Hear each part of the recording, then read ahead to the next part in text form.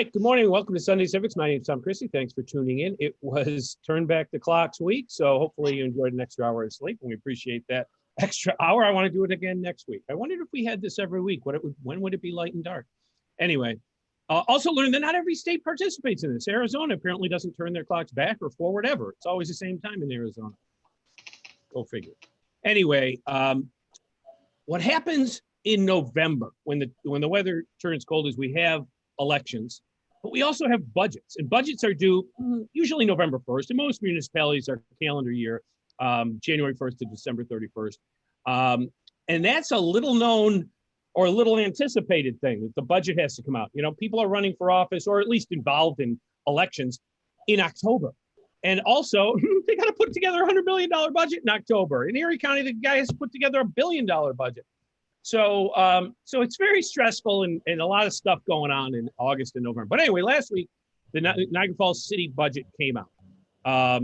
And so we thought it would be a perfect time to talk to one of the city council people who's kind of made it his thing to delve into the numbers and where does all the money come from? Where does it all go? And he's only been on the case less than 2 years. So hopefully after 4, 8, or 16 years, we'll know even more. But we really appreciate that he comes on and shares what he's learned, because even if he's only been on it 2 years, it's 2 years longer than you or I have been. So we really appreciate it. So let me bring on John Spanbauer, who's already on screen. John, thanks for coming this morning. Thank you, Tom. Thanks for having me. But before we get into budget, let me interrupt you, because before we get into budget, my number one thing that I really like what you've done is that you said 2 years ago, before you were elected, that, God, if I was in there, there should be a training program for new people, or even just people, right? Like, what does a city council person do? What is going to be your responsibility? Because literally you can be a CPA, financial accountant, or a dog catcher. You don't need to be anything to be a city council person. Both are valuable assets, right?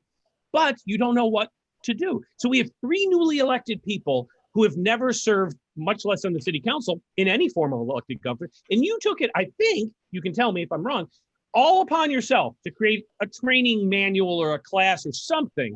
Can we start there? Because to me, that seems selfless and important. And why the hell would you do it? But go ahead. Well, 2 things.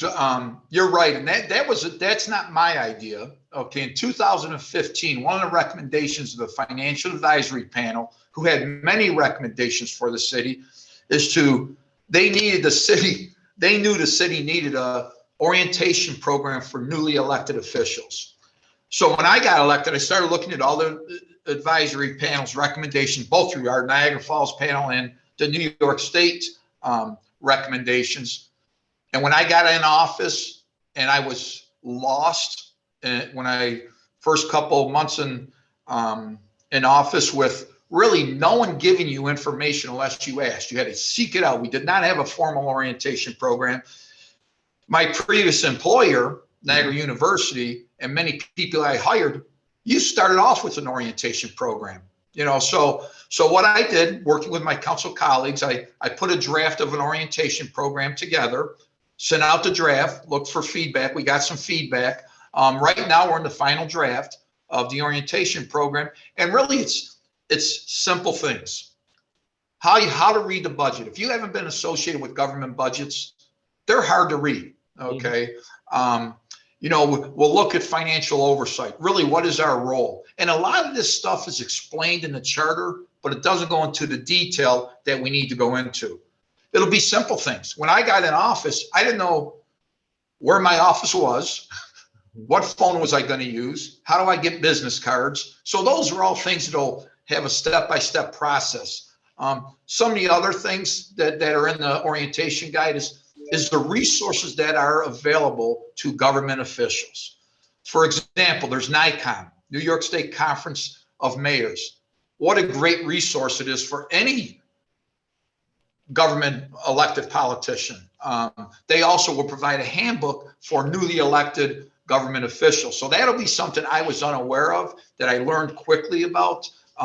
You know, simple things of, we got a couple small description of open meeting laws. I didn't understand open meeting laws when I got elected. You know, even some terminology that are in the budgets and things we say. So if I reached out to you, Tom, and said, how much money are we getting in AIM? How much money are we getting in CHIPS, Do you have any idea what those terminology mean? No. A little bit. Chips County Highway Improvement Project. Or right. something. So you know that, but a lot of times people don't know that. And those are big fund sources for the city. So we'll have a glossary of terminology. So really it's just a manual that'll help the process of a new elected Niagara Falls city official. Instead of taking a year for me to learn, I think the learning curve is going to be down to 2 or 3 months. Right. The other thing we'll do is we'll start this training process, myself and Councilman Tompkins, after the Thanksgiving break. That's when we'll start working with these newly elected officials to bring them into the office, to start doing things where I was never in the office until January 1st.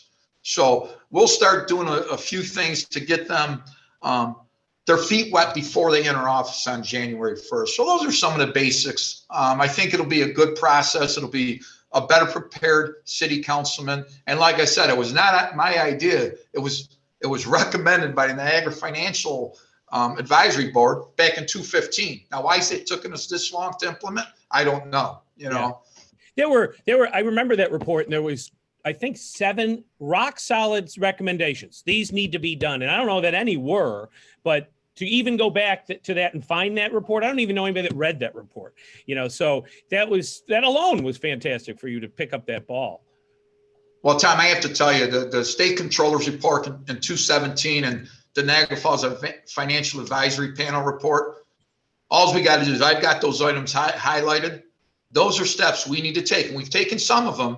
If we follow those steps, the city of Niagara Falls will be a lot better off. You know, a perfect example, and people don't like hearing this, and I know this is both of those advisory panels recommended a reassessment.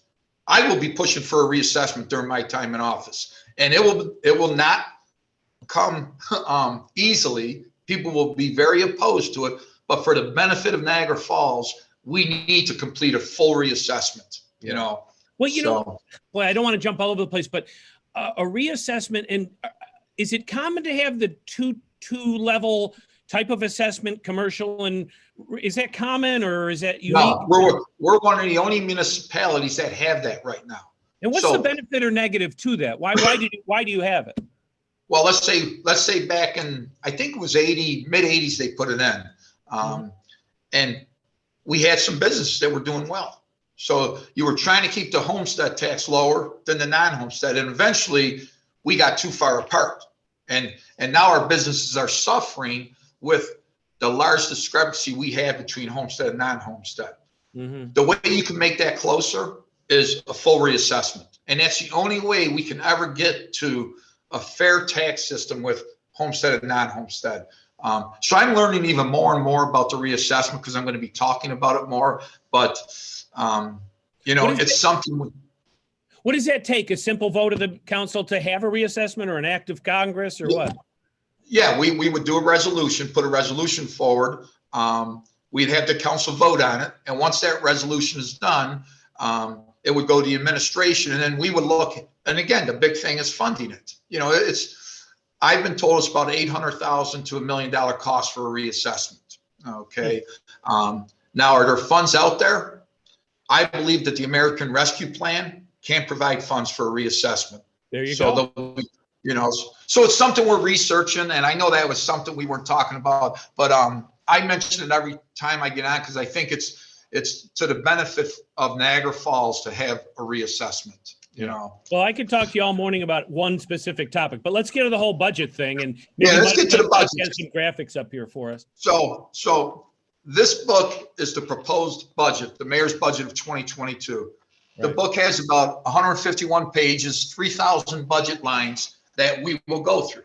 The budget process, and if this gets boring, just let me know. The budget process is actually fairly simple. The mayor invites us to department head meetings in August. At that point, we sit down with the major departments, police, fire, DPW. Council members will sit down with the administration, and we will go through the proposed budget for 2022. So we first start seeing a budget in August. Per the city charter, the mayor has to present the budget to the council by or on November 1st. Mayor presented the budget. At that point, we take the budget, and we will have 3 budget meetings. We've already had one. We have one on November 9th and one on the 18th. The public could come to these if they want to. And we will go line by line through each department and budget item. At that point, we will ask the mayor, like, let's just say there was an increase in overtime in DPW. We could say, well, why is there this increase? The mayor and the city administration will be there to ask those questions. So actually, we can go to slide 2 if you want to. Right, there's the orientation manual. We missed that, but thanks for that. Yeah, okay, sorry, go ahead. And I'll get to this chart, but you can see the proposed 2022 budget number there. But what happens now, we have these budget meetings, then we'll have a public hearing on the budget on November 30th this year. At that point, the public could come and comment on the budget. By or on December 1st, the council has to send the budget back to the mayor. If we agree with everything, it's simple. We send it back, we approve it, and that will be the budget that goes into place in 2022. If we don't, and we want to make amendments, we have to submit amendments and put it back into the mayor's lap. Now, let's just say we have, for example, we're going to have a youth service director and a senior service. It's going to be a new position this year that I will support fully because we need it. But let's just say 3 of the council members said, no, we don't want this position. They could veto that position, send it back to the mayor. Then the mayor could veto that and say, well, you know what, I want this position. They send it back to the council. And by a 4-to-1 vote, we would have to override the mayor's veto. So that's basically the budget process in a nutshell. So right now, it's a matter of us looking at each budget line, sitting down at these budget meetings, going through it line by line and seeing where we could reduce costs or if we really believe something is needed to support the budget. Budget highlights this year. If you want to go to the next slide. Hey, can we go back to that slide though? Go back one slide. Yeah, just keeping this simple, like you say, your home budget, you know. Look at in 16, it seemed to be, 89 million or whatever, and now it's 98 million. Inflation, butter and cheese cost more, or, hiring hundreds of thousands of new employees. It's not hiring. I know. Those are both extremes. But I mean, we're go up? We're probably, and I don't have the exact numbers, but there's no doubt. Let's just look at 218, the budget, and look at 222. We have less employees now working for the city than we had in 218. So why is it so far up? Well, your medical costs have gone up. Your personnel costs have gone up. Raises and benefits, that kind of thing? Yeah. Okay. Pensions and benefits gone up. And here's a perfect example I'll give you for the 2022 proposed budget. Here's our major expenses that we have we have a $1.8 million increase in the 2022 budget. That $1.8 million increase is due to the following. We have a 2% salary increase in most employees across the board. We're anticipating a 2% medical increase across the board. We've created 4 new positions in this 2022 budget. One of the costs that are associated last year, when we were anticipating our revenues being down, we asked the 4 public safety unions to come up with some concessions last year. They came up with the concessions. Now this year, we're paying back those concessions at a cost of about $800,000. So that's another added expense to the budget. So, when you look at that budget there, it's a $99.6 million budget. Our total revenues that we will have is about $90.8 million. So the gap of $8.7 million will be made up by casino funds, which again, we don't want to do that, but that's our only choice right now, unless we want to raise taxes. So those are expenses. The big point on the revenue side is we will probably increase the proposed budget has a 2% increase in taxes. So our tax levy is going to go up. We're going to increase taxes by a total of about $650,000 to generate about $32.6 million in the tax levy. The state will provide us about $17 million. Hotel, restaurant, and sales tax is going to provide us about $18 million. Our parking is going to provide us about $2.5 million. So those are your major revenue sources to cover the cost of the general fund expenses. 2 highlights I want to make about the budget that this can be done this year that's nice. So we have a cops grant. What the cops grant does is going to add 8 police officers to our law enforcement. Okay, 8 patrol officers. That will not be in the budget. That's a state, it's a federal grant that we have, and we will have these police officers for 3 years, not having them in our budget from a standpoint of the taxpayers paying it. Well, the taxpayers are paying because it's a federal grant, but it's going to be covered by the federal grant. In 2025, when that grant's over, we will have to pick up the expenses for those 8 police officers. So in 2025, we got to start looking at, another $1 million added to the budget because of the cost of 8 police officers. But the grant was needed, and I think having 8 new police officers on board is going to address some of the concerns that citizens had about law enforcement and the crime in Niagara Falls. The other thing that I like with this budget is there's a couple new positions proposed. The one position I like is Youth and Senior Service Director. We are going to be opening the pools in the summer of 2022. So this youth senior position is going to bring back programs for the senior and the youth in the city of Niagara Falls. So I support that position 100%. If you want to go to the next slide. So here's something I wanted to make sure people understand. This is the property tax level for the city of Niagara Falls from 2006 to 2022. And I want to point out, if you look back at 2006, when we have about a $28 million tax levy, and then you look all the way to 2000 and let's say 17, okay, we've only gone up about $1 million in the tax levy. Now you can see in the last few years, we've increased our tax levy. Now people will complain about, oh, our taxes are getting increased, our taxes are getting increased. What we have done in this city, we use the casino revenues to avoid taxes to our citizens. Now people complain about we wasted casino revenues. Yeah, we did. But a lot of those revenues were to keep your tax rate down. Now, if you go to the next slide, you'll understand when we make a comparison about the tax levy to other cities where we've gone wrong. So this is the tax levy in comparable cities that the state controller's office to the city of Niagara Falls when we compare it.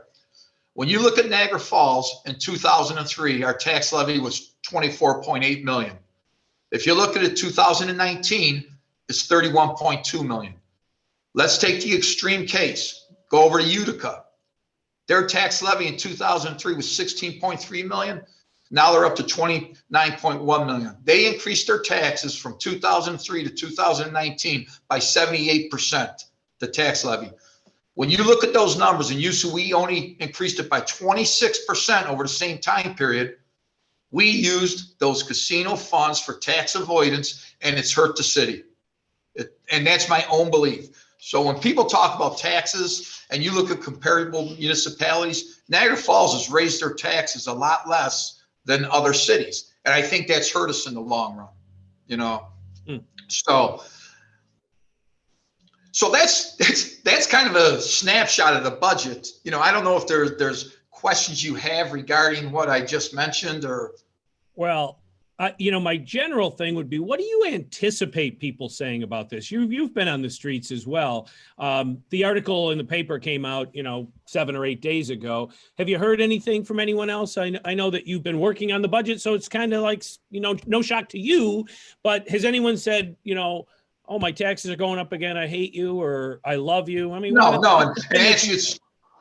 and actually it's funny because I actually was out at a golf outing yesterday, and we had about 10 guys sitting around talking. They asked about the budget, and one of the things they asked about, are we going to have more police? Said yes, there's going to be more police. The other thing the budget does, and the other thing we talked about, someone said, well, are we going to have a code enforcement officer for the short-term rental business if you put this new proposal in? What the administration has done, there's not going to be a new code enforcement officer, but they're hiring a new clerk to do some of the paperwork and the desk work that a code enforcement officer does to get that code enforcement officer out of the office and do more code enforcement. So that should help. So we've had three major complaints in this city: crime, enforcement of our code and ordinance, and really the dilapidated houses and keeping up with that. And we're trying, Tom. Those are things that we're trying. This budget is maintaining the services that we have provided last year and hopefully increase them a little more for this 2022 budget year. So, and again, I just live in a different fantasy world, I guess, but I'm wondering, when you put up that thing of Binghamton and Utica and such, the thing that's different about the Niagara Falls, chart would be, we have Niagara Falls. Like, isn't there a way to capitalize that rather than hoping Yahoo builds a factory here or some company comes in with a factory that we've already got that tourism thing and we could somehow make money on it, like really make money on it. Like, I used to go to Denny's, when my kids were small, we'd kill time and we'd go to Denny's for breakfast. And the Denny's in Tonawanda charged $4 for a breakfast. And the Denny's in Niagara Falls charged $5.50, right? $1.50 more for the same breakfast because I was at the brink of the falls. It was that much more valuable because we were taking tourists and shaking money out of their pockets, which I'm all for. So is there some magical way that somebody who knows more than I do says, man, you could be making more money at this? Just more revenue for the city, tax everybody at Tim Hortons in Niagara Falls an extra nickel, take that nickel and plug it into, cutting the lawn or whatever. I don't know. Doesn't that seem like a way to? Well, I think what you're talking about, and Niagara University just came out with that report that talked about some of the things you're talking about. Now, how do we capitalize on that tourist industry? One of the main things, we know that they come and spend money, but we have to keep them here longer, more than 1 and 2 nights. And we also have to extend the season. So that's one way to capitalize it. But how do you extend the season? And that's a whole nother issue. The mayor and again, there's all kinds of nice proposed projects out there, but it's a matter if they come to be real. Right now, if you go down Niagara Street, we have the Niagara Gateway District project. Okay. They're improving Niagara Street, trying to make it more user-friendly to pedestrians. We put it out an RFP for a number of buildings in that area for people to invest in. Now that's an area that the state's investing in, the city's investing in, and we hope to increase the businesses down there, the visitors down there. So that is something that needs to be done. Because you're right. There's people coming to this city, and we need to do a better job of keeping those people here and hopefully generating revenue that will help this city more than we're doing right now. So okay. I love you because you're here for me to ask these questions. Thank you so much. But so I see, the Niagara University report or whatever that report was funded by Blue Cardinal Capital. So it wasn't Niagara University, it was funded by a developer who seems to benefit from this stuff. Let's just get that on there. But it also seemed to be the carrot is always too far in front of the donkey's face. What can happen tomorrow? We're going to die next year. So, you've been in office 2 years now, and the mayor's only been in office 2 years now. Where's a nickel on a cup of coffee leading us to, paving something else or reducing garbage fee or, what can we do not 5 years from now? What can we do yesterday? That's my frustration. I'm not in the game, so I don't know. So I'll answer that question. What we can do in 2022 is in people may not like when people see the budget, we're adding 4 positions. Okay, how does a broke city add 4 positions? So that could be the question. We're adding an economic development director that is going to try to do the things you just mentioned, Tom. We need someone that's designated to economic development that will go out and get businesses here, and hopefully people want to come here, and we could present ourselves better than we currently do. So that's an economic director. And my time in office, going in my 2nd year, we really have not had a person that is dedicated to doing that, as their main job. And how does that work? A city like us, that we don't have a person dedicated to bringing business here. So I love that. And is there like a benchmark that, look, dude, after 12 months, you must do X? Or isn't there? Is it going to take 36 months? What's the contract for this new person, or you're gone type of thing?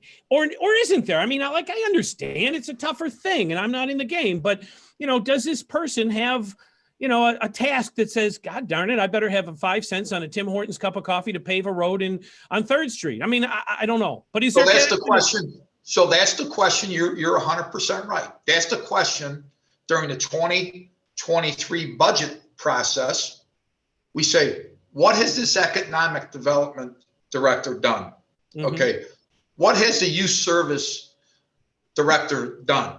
And you use data-driven decisions to see if these positions are worth it for the city to support. So right. I don't disagree with you in regards to what you just said. When we create new positions, you better have data to support the importance of them to the position that they have. If you look a year from now, this person's been in office and there's not one thing that we could say positive that's been done, then you got to look at that position and say, is it worth it to keep it? So. And you've only been here 2 years. You have unconditional trust because we're taking your word for it. But you've lived there for more than 2 years. It's been 40 years of getting kicked in the butt of just give me a couple of years. Just give me a couple. I mean, that's my passion of, contention. And most people's is, I heard all this before, not this, but I've heard we're going to pave a road. I've heard we're going to do that. And it's still not Shangri-La, I mean. Tom, I feel the disappointment you have for the city. I know you're hard on the city. I love the city. No, but here's what I'm saying. I love it too. Am I 100% sure that this city is going to get turned around in the next few years? No, I'm scared for this city. I'm very scared for this city that if we don't start getting some positive things happen in regards to our tax base increasing, versus having a lot of people out of jobs, living in rental properties, we're going to have a tough time. And do I have the answer to increase the tax base? No. Okay. I mean, it's simple to say, well, we got to create business. Do I have all the ideas? No. So I'm nervous about it. We have to get through. I think this administration, I still support them. I think they're moving in the right direction. 2 years has not been enough to give you a mark, A, B, C, or D of what's going. I say we got to go another year, a full year with hopefully COVID impact being less than it's been in this year. So no, it's been a tough battle where, we hopefully get some small wins in 2022 that move us forward. And I've got to say, Empire State Development and USA Niagara have put some plans out there. And again, it's all plans. Hopefully some of those things come to fruition and we see some positive things happen in this city in 2022, 2023, and 2024, So my attitude and everybody that I'll ever talk to is thank you. You're doing this job. I don't want your job. You're doing it. You have my full support. And whatever you need us to do, tell us. We can support you even if you're nervous. Tell us we need to do X, as long as we'll get to Y at the end. We're looking for that stuff. We're willing to go through some pain to get to a better place. And we just have never been taken to that place. So we hate you sometimes. Not you. I just said our frustration. No, people are frustrated. You keep telling us what we have to do and we'll keep believing it, until we don't. So thank you. Yeah. Okay. Are we done? Well, I mean, we can be done. Are we done here? I want to like you for the rest of my life. Don't say we're done. One of the things that I want to put a thank you out to the people who ran for city council. Yes. Colin Damari, James Abadanza, James Perry, Dante Miles, Dave Zajac, and Tracy Bax. For any individual to throw their hat into the political ring, the first thing it shows they have a care for the community. I don't think any of them are looking at anything other than improving the community. I texted most of them and I said, listen, everyone's a winner. It's just that some people got more votes than others. Okay. But I have to interrupt. Let me just interrupt here. There was one other person that ran for office this year. And this happened differently in Buffalo than it did in Niagara Falls. So let's not leave that component out. That was a black eye for the city. Well, and I'm not going to get into that, but you're right. You don't have to get into it, but there was one other person that ran. So I forgot about him. Let me thank John Rustino for running also, because he cared enough to run. Okay. Correct. And I think that in itself, for those 7 people, is really something they should put on their shoulder and say, I'm proud to have done that. Because it's not easy to run. It's not easy to run for a local government position. So absolutely, I would say the exact same thing. I do appreciate, and I said that all along. Thank them for running. I criticize them a lot for their policy positions, but not for running. It takes time. Right. It ruins your life. And now that life starts in January, because there's February petitions and then June primaries and then it is a never-ending cycle. And I do appreciate that they ran. I really do. You're right. Thank you for saying that. That was great. Okay, we got to be done. I'm sorry. Okay. But this is a moving target, so please come back whenever you want to give us updates, and you have unconditional support. Tell us what we have to do. And Tom, I think one of the things that I'm hoping that this new council does, and again, the Zoom meetings that we had during COVID and stuff, and some of the meetings were not open to the public. What I hope to do is, with myself, Kenny Tompkins, and the new council members, is like we talked before on the show, once a month, at least have one of us on and just give updates about the city of Niagara Falls. And we got to give both sides the struggles we're having, and we got to put some positive things that we're having so citizens know it's not all doom and destruction in the city of Niagara Falls. There are some good things going on, and there are so many good people, so many good organizations, and sometimes we don't highlight those things enough for the public to know. And even if it's doom and destruction, if we talk about it, well, all of us are smarter than any of us. We can get through that and get to a better place. So, and Tom, we talked about it before, and I complimented you on the guests you had over the past couple of weeks talking about criminal reform. Those were very educational and informative discussions that I think that show last week even gives more people the understanding of what needs to be changed when you talk about, criminal justice reform. Yep. And those are the educational talks that leadership has to have with the general population. So the general population can understand more. And if they want to make changes to get involved, they can get involved. Yeah. And I know you're excited about the new council, but let me just say that I hope the old council works till the last minute. You got a tough budget thing to get through. Don't mail it in. Show up and please, I know they will. I really have confidence they will. I have no idea that they won't, but they need to finish the game. They're in there till December 30th. Yeah, Tom, and I'm not worried about it. I think the council members that are leaving, there's going to be no slowing down. I think they'll do the best job they can. We only have a few more meetings for this year. And there's some important stuff coming up, but I think everyone will work their butt off right into their last day. Yep. John, thank you. Enjoy the day. Okay, go Bills. Go Premier Soccer League. You're missing some soccer right now, I know. So have a great thank Sunday. you. All right, thanks. Appreciate it. All right, that was Niagara Falls City Council member John Spanbauer.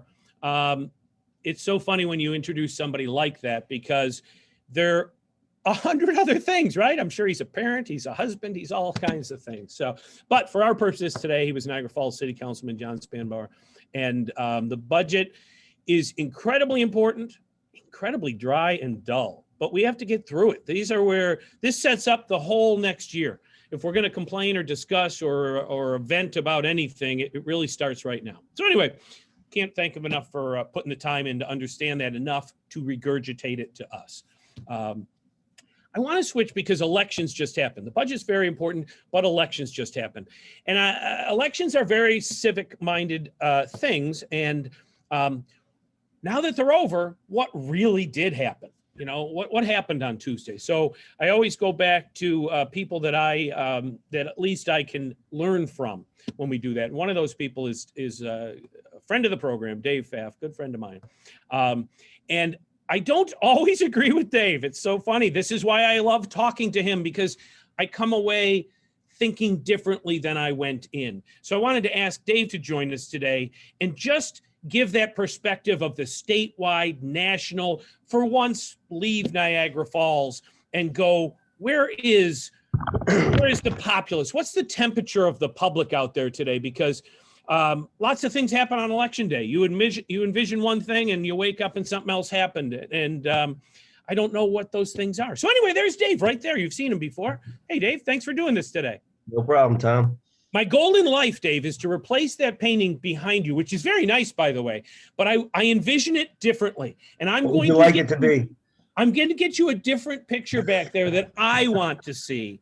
What would you like to see? I might have it already. No, you don't. I'm getting it for you. I'm getting it for you. I don't think you have it, at least. You're going to get a second one. And you know what? This is my favorite trick. If you already have it, good, I'll keep it because I want it too. Fair enough. Fair enough. Thanks for coming on today. What happened on Tuesday generally, do you think? More my question is, like, we're always red and blue and Democrat, Republican. And what happened out there? What's going on in the mood like right now? I think what happened is that within the Democratic Party, and I am a registered Democrat, there really is a tug of war between a group that call themselves progressives, and many people in the media call them progressives, and people who are what I would consider more moderate, like myself. I think the progressives did very well, so-called progressives did very well a couple of years ago, and they kind of shifted the entire agenda, and they've been pushing the agenda in Washington. And I think it's an agenda that, quite frankly, this country and many Democrats and many independents said, yeah, I'm not as concerned about that. I bread and butter issues, kitchen table issues are things that won. That's why the Democrats got beat in, I think, Virginia.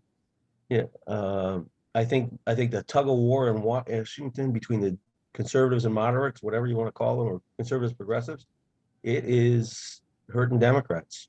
Democrats better wake up and start. I remember James Carville. It's the economy, stupid. Yeah. It's if you're paying more for gas, if you're paying more, if you're worried about your schools, not that you're not worried about climate change, but it's just, I'm worried. I got to feed, I've heard you say this many times on the show. You don't eat later, you eat today. Yeah. Yeah. So I think Democrats really are wrestling with that. And I think if they want to hold any of the majorities they have in Congress, they better sit down and re-examine it. It wasn't a great day for Dems. And it wasn't in Erie County. I mean, Erie County didn't do very well either. I mean, where I live. So it seems to me, Dave, weirdly, Democrats have no ability to sell a project. I mean, they have some great issues and they fumble it every single election. It is a big tent. They have a very big tent, and both sides in the tent right now are saying no. I love how people are complaining about the West Virginia Senator Manchin and Siema from Arizona. You got to get to 50. You got to get to 51 in the Senate. That's the rule. And I don't care if you're a Democrat. I mean, you were in government too. A Democrat from Manhattan is very different than a Democrat in Erie County or Niagara County. They're very different Democrats. Mm-hmm. And it doesn't mean that, let's be very clear, neither one is right. They're just different. Yeah. Right. And let's understand something about parties. Parties are not just philosophical. Parties are really organizing tools. I mean, I've spent a lifetime doing this. They are organizing tools for getting people elected, for running candidates, for getting people on the ballot, for pushing issues out there. But a Democrat in Montana is not the same as a Democrat in Florida. They're very different people. But even in those political parties, you're sent somewhere and you have what you have. You have a candidate. You step through your benefits and your negatives, and you run the campaign and you win no matter what. It seems like Democrats, don't. When Stanley Fink had that operation, we won all the time. But I don't think that's happening. Stanley Fink is, dead, but I think he came back as a Republican because they're winning every time. The same candidate, a Republican just takes it and wins it, and a Democrat just doesn't anymore. What I find strange, of course, is that, Democrats seem to think that, there was a Democrat in Virginia who made a great comment recently. She said, she's a congresswoman, she said, we didn't elect Joe Biden to be FDR. Okay, the country elected Joe Biden because they wanted to get rid of Donald Trump.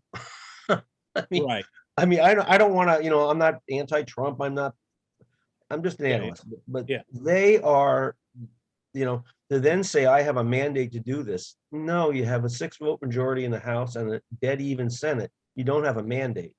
That means you got to do what government's supposed to do.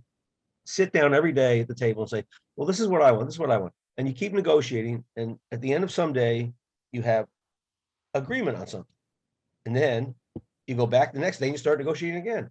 And the killer to me was they didn't get, particularly the so-called progressives, didn't get the idea that, you know what, we have an agreement on infrastructure. Let's vote for it. That would have been a huge plus for a lot of candidates, but they missed it. Well, and since Tuesday, so in Buffalo locally, let me get back to locally. In Buffalo locally, you know, we had this national attention on the mayor's race. And it seemed to me, you know, before 9 o'clock Tuesday, that India Walton could not lose. I mean, this is just so much momentum. They have so much going, and then gets creamed, really. And it might have come down to me, you know, by Friday thinking, she didn't pay her parking tickets. I have to pay parking tickets. You know, does it come? It always comes down to something simple, doesn't it? Like, you know what? She didn't pay her parking tickets. I mean, was that a valid thing, or you know what? She got creamed. Yeah, I think she got creamed in part. And again, it's a misreading of the electorate. But people who are involved, and you know this, you've seen people in the campaign, they believe. And when you believe everybody else is going to believe. Yeah. You're just going to talk to them. You really have to step back when you are working on campaigns and say, you make a plan, you follow it, and you have to know the electorate. And I laughed when AOC came here. You know, there are people all excited. Oh, I'm going to be on with this congresswoman. And I'm thinking to myself, yeah, AOC wouldn't win in Cheektowaga. Yeah. Yeah. She wouldn't win in Lancaster. She might win in parts of Buffalo, but she wouldn't win in South Buffalo. And the people who ran India Walton's campaign, they were trying to motivate their base. And her problem, I think, came down to she couldn't grow her base. She won a primary with a very low turnout with a very highly motivated group of people. Yeah, you don't grow that much. Despite the fact that the party supported her, and she got endorsements from all kinds of people, even local people. And what I found interesting about the local people who supported her, every one of them needs the endorsement of the Erie County Democratic Executive Committee to be on the ballot. Yeah. With the exception of one, the exception of Assemblyman Rivera. Every one of them has to go before Jeremy Zellner and say, hey, give me the endorsement. I can't prove it, but I would believe there was obviously some pressure put on them to say, look, we need you to be with us. Yeah. Well, the spotlight was not too big for India Walton. She was intelligent, articulate. She was rock solid. It wasn't like, oh my God, what happened in the primary? This idiot won. She was a pretty darn, great candidate from a candidate standpoint. You know what? I don't, quite frankly, in watching the debates, I don't think there's a great deal of depth there. I think, and again, I don't know her personally, but I wasn't impressed with that. I think she's very good at grabbing the megaphone and saying, and throwing the pitches out there. Yeah. That the people that like her wanted to hear, tax the rich, do this. But I can't say that, a lot of times you get there and it's always about the candidate, that was a bad candidate. I don't think she was a bad candidate. I think it was as simple as bread and butter issues at the table. Like that's what you're saying in Virginia. I mean, it was bread and butter issues. Yeah, people, you know what, and the parking ticket thing, I'm sorry you're not sorry you're a single mom, but you're a single mom. Okay, great. I was a single dad for years. Yeah. I paid my parking tickets. I had to. Otherwise they'd tow my car. It's not government's fault. And the problem with a lot of candidates, and she did this, at some point she started saying, how do I broaden my base? Well, you said some things that aren't going to be able to broaden your base. Yeah. You can't walk it back. I mean, sometimes to win a primary, you say so many things that you can't get back to the middle. Okay, but here's the conundrum, because in Niagara Falls, there was a county legislative race between a Democrat and a Republican, right, in a district that was overwhelmingly Democratic. And the Republican won. And the Republican was basically defund the police. He'd been campaigning for years about the police are overpaid and they're a problem. Like, the Democrat never mentioned this. It never came out. I'm the only one saying it right now. What the heck? You're a mechanic? What the hell? There's two possibilities on that. either the person who ran the race or that person didn't want, didn't know how to run a race, didn't do the research they should do on their opponent and then bring it up, or they didn't want to win. And, in politics, sad it is, there are people who run for many agendas. Not, Councilman Spanbauer is a good man and he's right. Most candidates get out there and they want to do something good. Some candidates are looking for a job. Some candidates are looking for other things. I've met them. I know them. They exist. It's not, everybody's not in it for the altruistic reason we'd like people to be in it. So every election, or this election day particularly, reminds me of like Charlie Brown and Lucy pulling the football out. What am I going to fall for in 2022? I fell for it again with hope and charity, but what do I fall for in 2022? What's going to happen over the next 12 months? Because the election started Wednesday for the next year. Right. My personal belief, but nationally, is I'm not sure we get the Build Back Better agenda. I think moderates in the Senate, let me see the language. I want to see the language in the bill. I think when they see the language, it's like, yeah, I'm not voting for that. I think that may fall apart. I'm delighted they got the infrastructure. That'll be a good thing. But I think, look, Dems are fighting for the soul of their party right now. I have people I know who say, why are you a Democrat? I'm like, well, my party's leaving me a lot of times. I'm not leaving it. I'm not a quitter. So I think they're fighting for that. I think there'll be a lot of primaries. I think that it's not trending right because I think that the so-called defined progressives think that they're right and that they're not willing to compromise. If you're not willing to compromise, this is government. You got to compromise. And this is politics. The goal of the Democratic Party in 2022 is how do we win? How do we hold the majority? And the way they're going, they're not gonna. Now, and the other thing is, there's another overlay in this, Tom. As you know, it's reapportionment.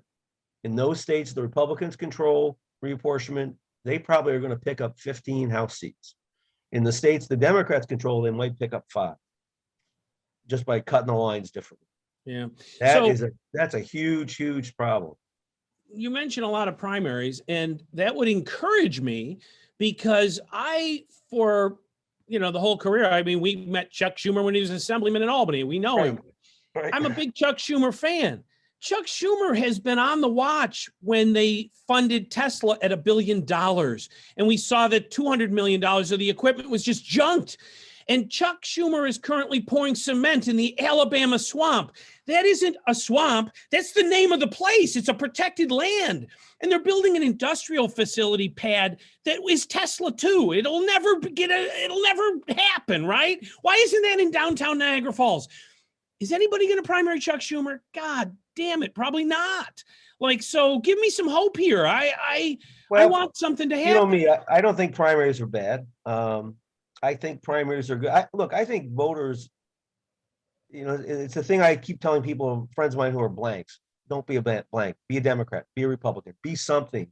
Yeah. Because what happens is all the people if you become a blank because you're tired of the politics, you know what? You're letting the Republicans and the Democrats pick the candidate in the primary, and you're just left with whichever one they get.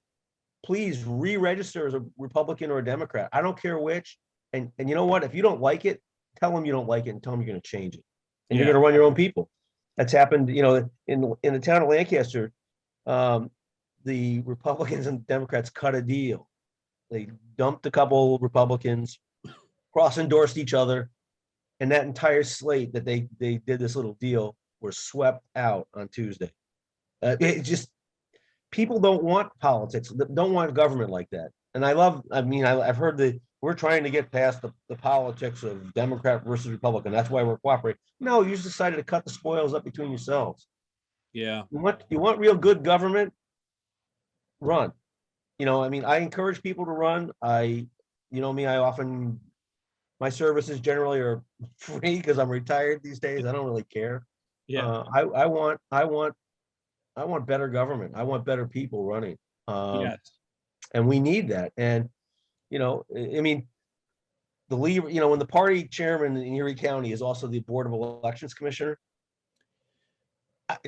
I just, people ought to be with pitchforks and torches outside Yes, saying, how- what the heck is you- going on here? I mean, how can we honestly get fair, you know, representation?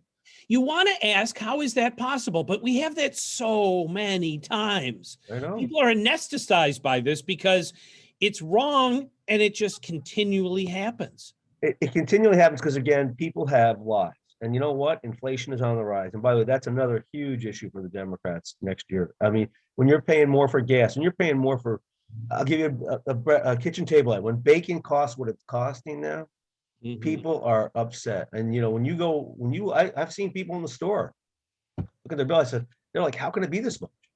Prices are going up. That's, you know, let's go back to Carville. It's the economy, stupid. When you're paying more for everything, the people who are currently in, I want them out. All right, let me ask you the apocalyptic question, because I would be all for, back in the day, Republicans and Democrats both wanted something. I kind of don't see that in the national Republican, like, you know, Marjorie Taylor Greene and Jim Jordan world, where they kind of just want mutual destruction. They don't have an agenda that I can, you know, just live through. It's apocalyptic. Do you think if all this happens, the country could ever do a second civil war? Because it's not about inflation or not inflation. We had a Supreme Court vacancy that they left vacant for a year because they just said no. You know, like, I'm kind of angry about some of this. I don't mind Republicans. I'm married to, you know, Right. one. I don't hate them, but I don't see an agenda there either. I see just abject hatred. Well, I think that in many cases, you know, again, it goes back to the extremes. What happens when all the people who are not extreme say, I'm only going to vote in the general, I'm going to be a blank. Those are all the moderates. Those are the people who moderate the left in the Democrats and the right on the Republicans. And when they leave and become blanks, the people that are left are the more right Republicans, the more left Democrats. You know, I don't think civil war, but I do dislike the friction in this country and in the politics. You know, I'll give an example from our old days when we were young, and not that we're not young now, but We're not when young. we played softball against the minority ops, whoever won bought the other one a bottle of champagne.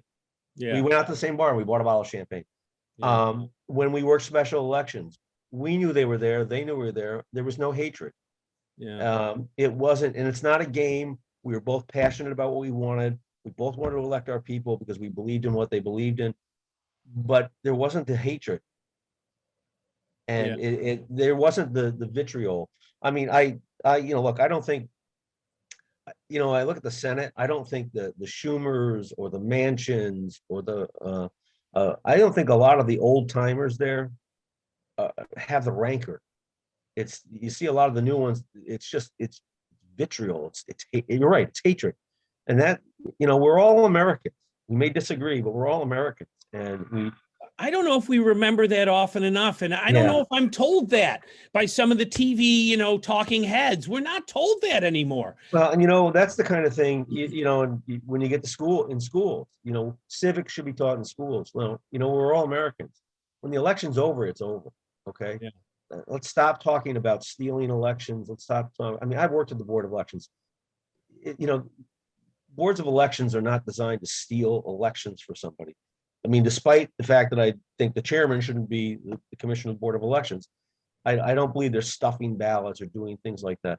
I think they respect the integrity of the system to a great deal, but you have to, you know, we have to, as a country, got to say, look, elections are, that's why I love the machines. You couldn't cheat on those machines. There's no way. I mean, you know me, I'm not a computer guy. So when I scan my ballot, I trust that it's good, but I don't understand it like I understand the mechanical machines we used to say. Yeah. But you know, that's, God, now you're getting me all pissed off again, because if I do that a lot. If we can't agree that the election was fair, we can never make any progress. And we're stuck there. And again, you know, somebody told me yesterday, those that think the least lasts the longest. It was kind of a war term. But if you're told to charge up that hill and take it, you just do it. But if you stand at the bottom of the hill, go, if I charge up there, I might get shot. Boom, you're shot. The more you stand around pontificating, you're going to get killed. And that's sad. The least thinkers last the longest. Like, if we can't get beyond somebody won the election. Now, Kennedy probably didn't beat Nixon, right? They cheated. Bush might not have beat Gore. Who knows? But we moved on. We are not moving on right now. And it probably was not a contested election. It was real. Dave, I can't talk to people about this. I have 263 people in my election district. There can't be 7,000 ballots printed and cast. It can only be 263. They might have stuffed all 263.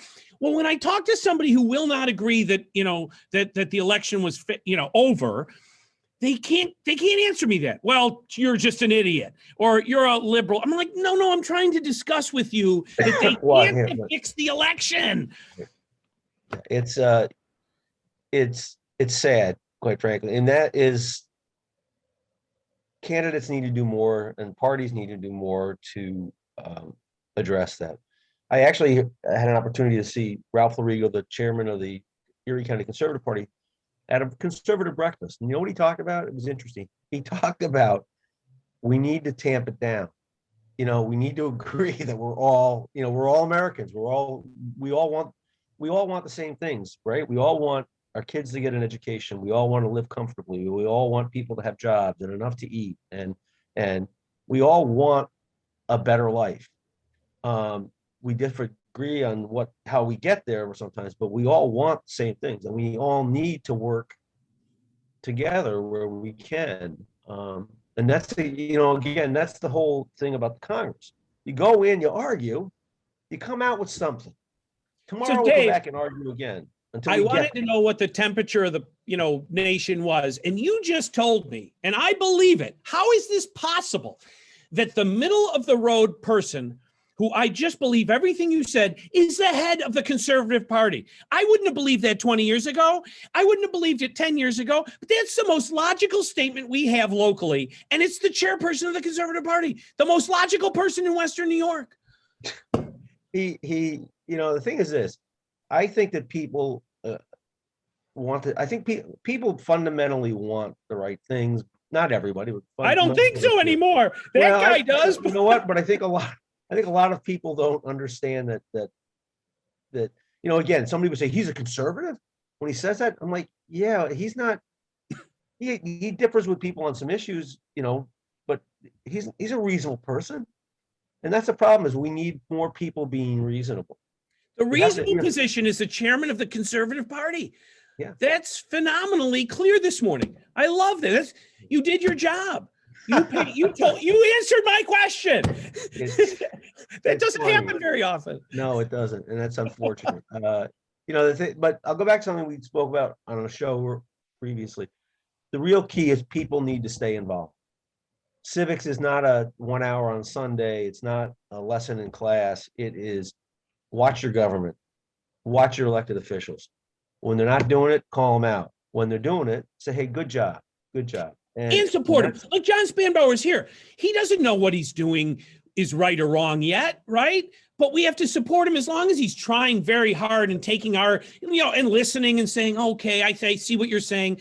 We need to support like everybody that's making an honest effort. We don't even do that all the time. Yeah, I give him and anybody, and what he said about anybody running, it's Jack Kennedy had that about, to the person in the arena fighting the battle, go all the laurels.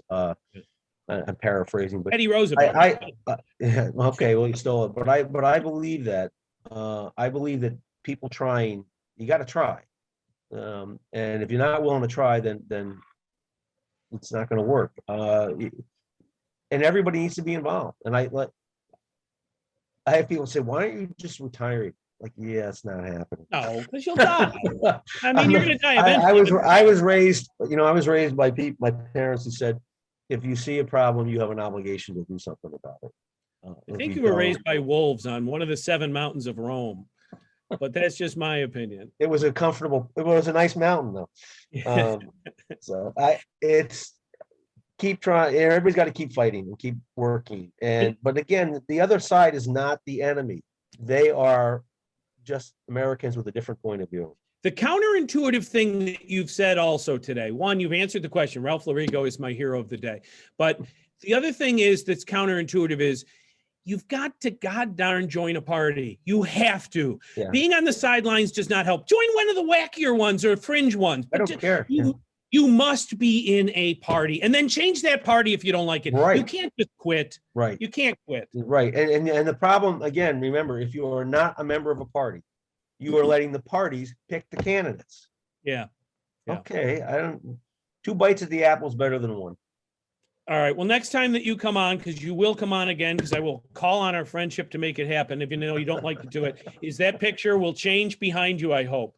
No, it won't. What I'll do is I'll just turn the computer a different angle. All right, Dave, thank you want so a different much. picture? I'll put it. I'll tell you what, I've got various pictures. I'll put different ones up every time. Thank you. All right, Tom. All right, have a great Sunday. Thanks for sharing with us. All right. My pleasure. Take care. Bye. Bye, Dave. All right, that was Dave Pfaff, and we, I can't thank him enough for giving his opinions like this. He doesn't have to do it, and I know he does it because civics is important to him as well. It's a lifelong pursuit, as it should be for all of us. And thanks to John Spanbauer as well. And behind the scenes, Mike Reed does all this stuff every week, and he gets no credit because all the credit goes to me, and it's all about me. But Mike makes all this happen. So anyway, we'll be back next week with another good topic. So thanks for watching. Have a great week.